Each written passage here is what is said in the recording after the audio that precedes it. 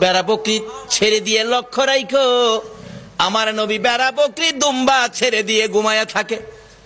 লোকেরা আইসা খবর দেয়, খাদিজা গো এমন রাখাল রাখছো, বেড়া বকরি দুম্বার দিকে খবর নাই, ঘুমায়া থাকে। তাই নাকি? মা খাদিজা একদিন রওনা হলেন, দেখি কি করে ঘুমায়। যাইয়া দেখে বেড়া বকরি দুম্বা ছেড়ে দিয়ে আমার আপনার নবী ঘুমিয়েছে। বড় বড় অজগর সাপ এসে নবীজির মাথার উপর ফনা ধরে ছায়া দিতেছে। খাদিজা বলেন, না না, এই রাখালের বকরি জংলার বাগে নিবে না। খাদিজা বাড়ির দিকে যায় আর ফিরা ফিরা চায়, এটা কেমন রাখাল রে?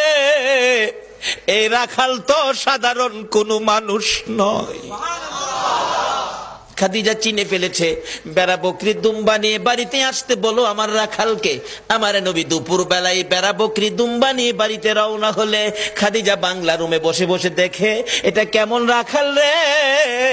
যে রাখাল রৌদ্রের মধ্যে আসতেছিল, আকাশের মেঘের টুকরা এসে রাখালের উপর ছায়া দেয়। খাদিজা বলেন, মাবুদ মাবুদ রে, এটা কেমন রাখাল আমার বাড়িতে? নিশ্চয়ই উনি সাধারণ কোনো মানুষ নয়, নিশ্চয়ই কোনো মহামানব হবে। আসেন, আর বেড়া বকরি দুম্বা আপনাকে চড়াইতে হবে না, শুধু এই জায়গার মধ্যে 2 ঘন্টার ওয়াজ। এই জায়গায় কি ঘটনা ঘটেছে আজকে এই নবীরে চিনি না, যারা চিনেছে তাদের জীবন ধন্য হয়েছে।